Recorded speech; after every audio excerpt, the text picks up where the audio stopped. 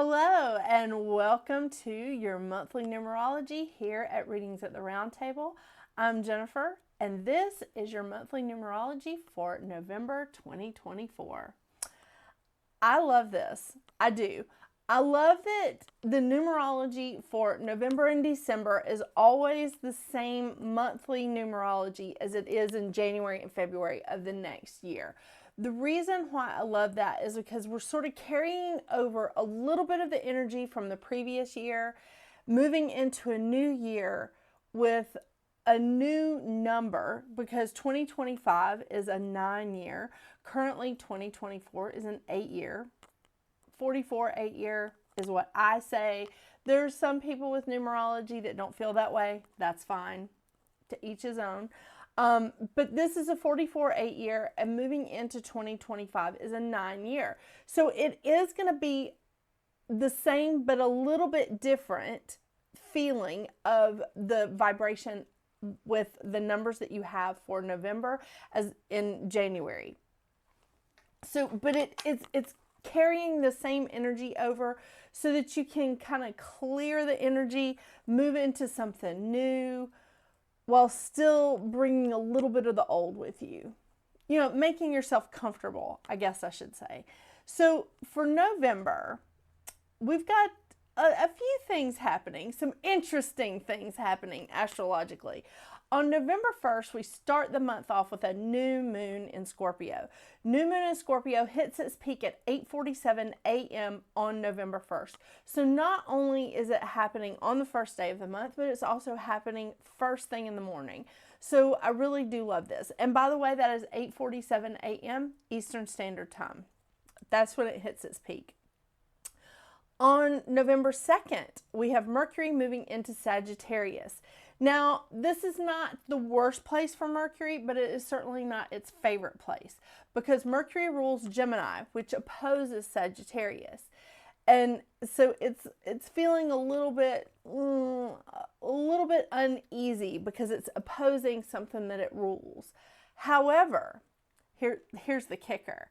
Jupiter is currently in Gemini. Guess who it rules? Sagittarius. So, and that's the more modern version of astrology. If you're looking at the traditional, it's a different ruler, but this is what we're going with. So Jupiter rules Sagittarius, Mercury rules Gemini, and they're opposing each other. So this is going to be real entertaining for a minute. That's what I'm going to go with, entertaining. On the 3rd of November, we have Mars moving into Leo. Mars does enjoy being in fire signs. I mean, it rules Aries. So Mars does enjoy being in Leo. It's a good time. On the 11th, Venus moves into Capricorn. Again, not a horrible place for Venus. Its worst place is in Virgo, and who can blame it? I mean, I have a Virgo sun. I can't blame Venus for that. But definitely, it's not a horrible place for Venus.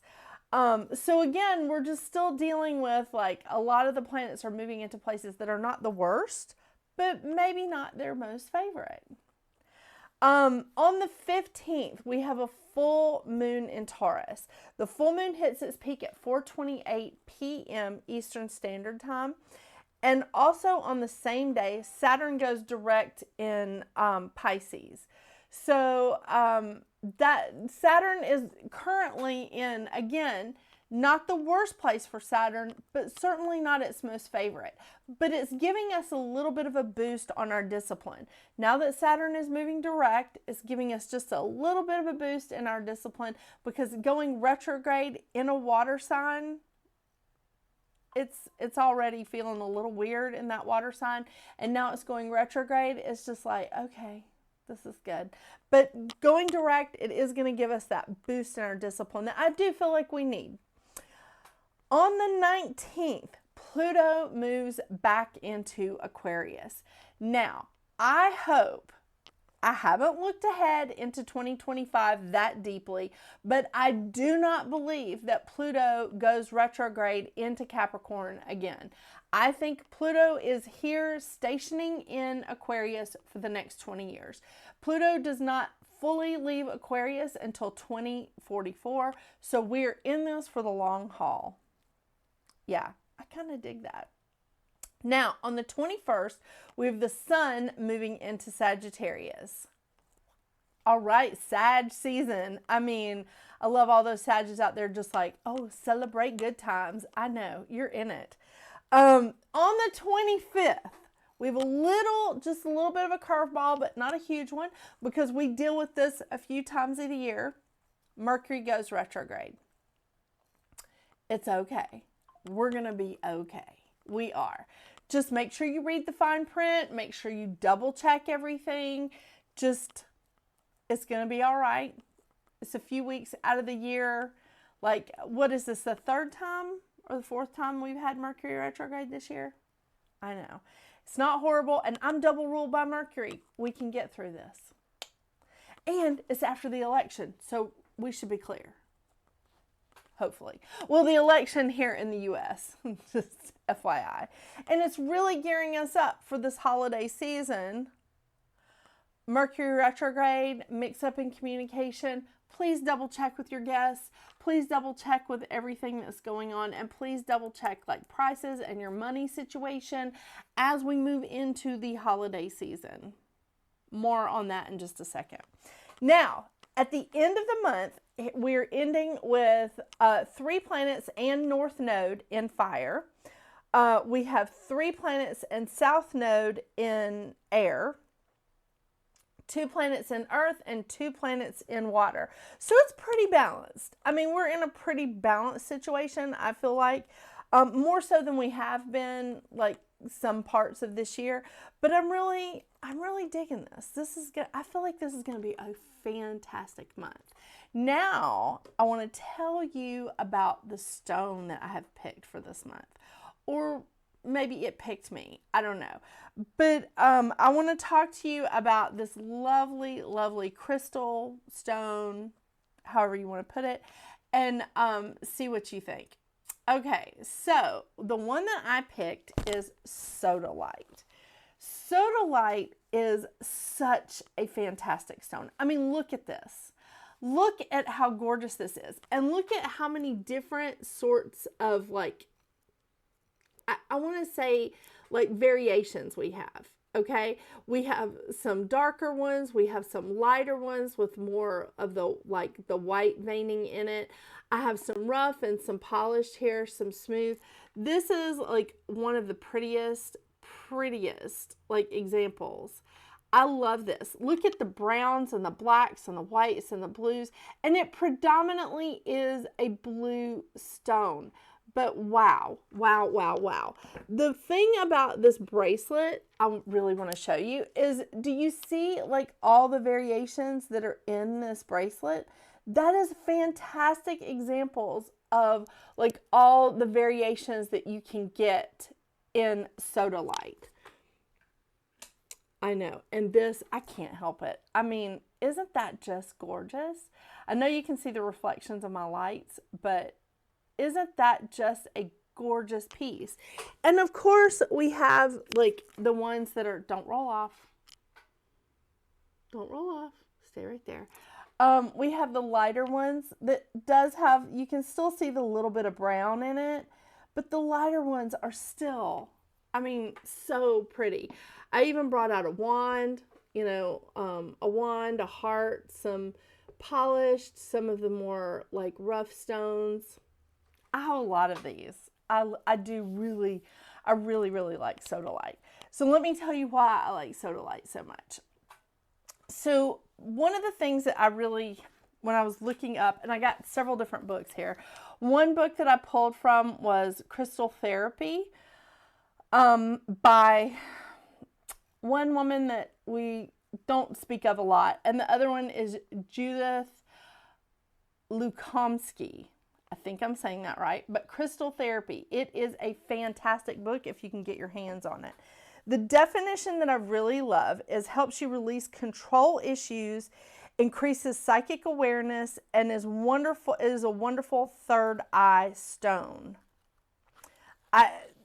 Seriously, that is fantastic. And I think that releasing control issues during this time of Mercury going retrograde is going to be really important. It also helps clear electromagnetic stress. So being around like your computers or being on your phone all the time or having to use your GPS, this is a good time to like use some of this stuff. Use sodalite to help clear out some of this stuff. This is great for building self-esteem, self-acceptance, self-trust. It relieves panic attacks, phobias, guilt, mental confusion. I think that is amazing. I really do. This stone helps to stimulate the pineal and pituitary glands, and it harmonizes with the third eye and deepens meditation to understand the circumstances in which you find yourself. Again, we're entering into the holiday season, especially here in the U.S. because we have Thanksgiving before we run into Christmas. It helps to eliminate confusion and intellectual bondage. It releases mental conditioning and rigid beliefs, creating space to put new insights into practice, bringing about emotional balance. I love that.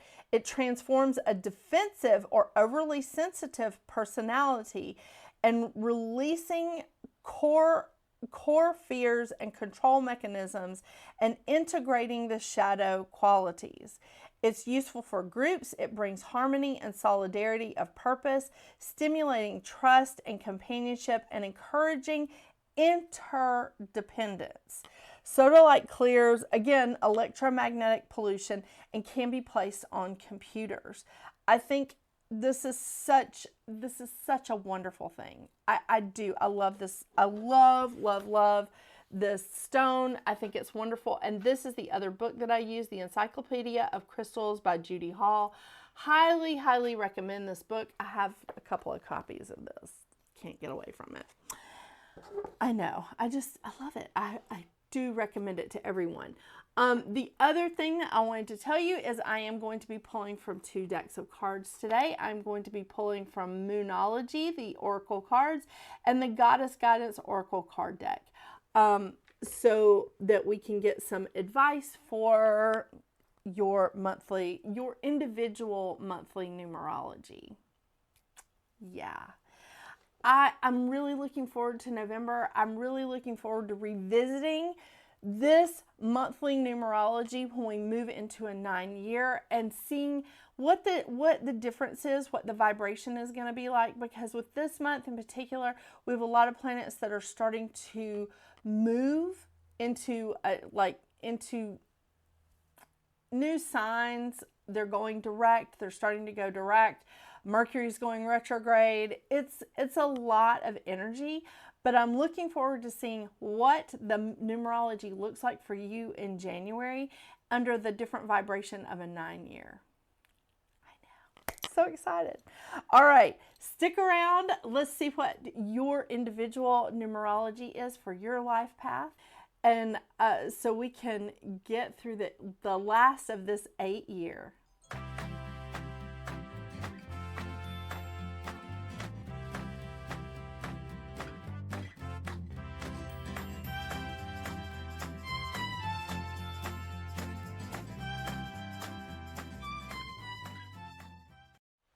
Hello, Life Path 2, and welcome to November's numerology. So, November for you is a 3-month. Now, with the vibration of the 3, we're looking at a ton of communication. You're communicating your thoughts, your ideas, your desires. You're out there, you're putting your emotions for everybody to see and try to understand like how you feel. So communication is key, and that is going to be interesting with Mercury going retrograde, because Mercury, the planet of communication, there's a lot of other things, but I mean, mainly Mercury is the planet of communication. So this is a good time for you to utilize some of the other things that go on with the 3, which is self-expression in art, in literature, in writing, in speaking, in music, whatever it is that you can do to express yourself appropriately, it's a good time to harness that energy. It really is. This is a wonderful time for you to speak your truth. Now, I will tell you, and I caution people that are a life path 3, or if we're moving into the year of a 3, I definitely tell people that freedom of thoughts and speech should not cause injury to others. And it's not something that you should use to manipulate people for your personal gain. Now, should you tell people how you feel and be honest? Absolutely. You should speak your truth. You should communicate your thoughts, your emotions, your feelings. You should do that. But if you're using it to manipulate someone for your personal gain, it's not going to end well. So, that being said, it's a time of family ups and downs, which could be interesting leading into Thanksgiving here in the U.S., because that's entertaining. I know. Family ups and downs at Thanksgiving, super fun. This is a great time for you to be artistic and creative and really, really imaginative. The other thing is, and this is a wonderful thing about the vibration of the 3, is it's a bit cheerful. It's happy. It's a happy number because it's expressing itself. It is. It's a happy vibration. So the mantra of the 3 is, I'm creativity and vibrant expression, sharing my authentic voice freely. I love that. I love it. The lesson of the 3 is communicating emotions openly and letting go of judgments of the self and others, which does lead me to those little pesky things, the shadow effects. The shadow side of a 3 is judging yourself and others very harshly. Now, what happens is when we're in a vibration of a 3 in a year or a month or a day even, what happens is we start judging ourselves so harshly that it overflows into others. It overflows into other people. And that is truly, it's not a good look. It's not. So when we start judging ourselves so harshly, we have to take a step back and go, wait a minute. I've made it to this place, this age, this part of my life, this juncture, whatever. I'm not doing so bad. Yeah, I've made mistakes. We all do. But pull back and look at the bigger picture, okay? When you're in that 3 vibration and you're unable to speak your truth or communicate openly, it's going to make you feel a little more pessimistic. It's going to make you exaggerate more, and it's going to make you feel a little bit gossipy. And again, not a good look. So take a step back. Remember that you can communicate openly. You can have those opportunities, but speaking your truth and communicating your thoughts and emotions does not mean that you're going to cause injury to others. It's not the way you want to be. And that really goes along with like wanting that feel for revenge, wanting to like get back at somebody because they hurt your feelings or they did something to you. Yeah, I get that. But it's time to like take a step back from that and just be like, okay, we're going to live and let live. I'm going to be my creative and best self over here, and be yourself as a 2, working in harmony, love, diplomacy, keeping that balance together. You know what I'm talking about? Whether it's in business or any kind of work partnerships or friendships or your romantic partnerships, or even, like family and friends. So keep that in mind. All right, let's see what kind of cards we get for you today. Just reminding you of some of your shadow sides. Being indecisive, overly sensitive, getting that victim mentality, becoming the martyr. It's really, really important, Life Path 2, that you remember to maintain your individuality while you're a part of a group, part of a couple, part of your family, part of a business venture. Maintain your individuality during this time. It's challenging, but it can be done. All right, let's see what the first card is. That cord keeps falling. It's driving me nuts.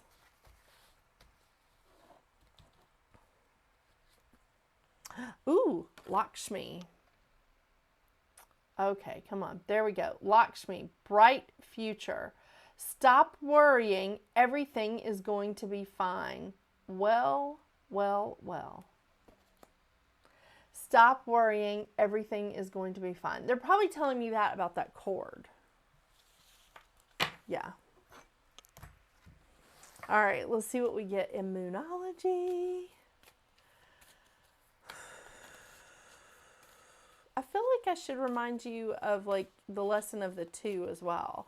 The lesson of the 2 is how do we cooperate, love, connect, and keep our hearts open without losing ourselves.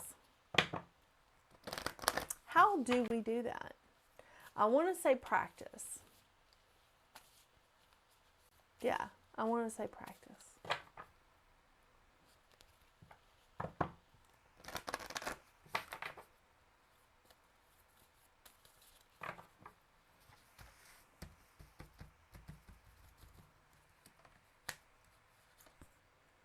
Ooh. All right, full moon in Gemini. The answers you need are coming.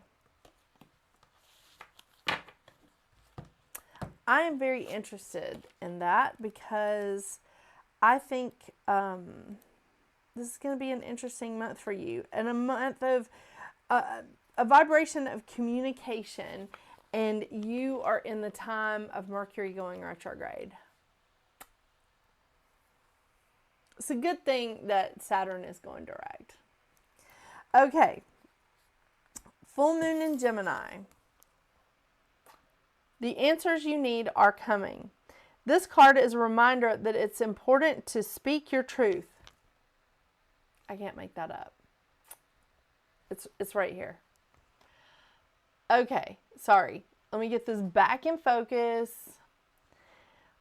It's important to speak your truth, but remember that your words have consequences and impact your listener. Right now, you need to guard against indiscretion. The answers you need may well come soon. Oh, that's awesome. The issue you're facing could well be one or a few conversations away from being resolved. If you're inquiring about a love situation, a little flirting may be called for. If you're in the middle of an argument, this card comes to you as a reminder of the old, very non-Gemini message, least said, soonest mended. It's good to talk, but be careful you aren't causing yourself any issues with your words. Words have enormous power, as metaphysician Florence Scovel Shinn put it. Your word is your wand. You create magic and your own reality every time you express yourself. That is so, so true. Have an important conversation, but stay calm. Well, it's going to be a good month for it. It really is.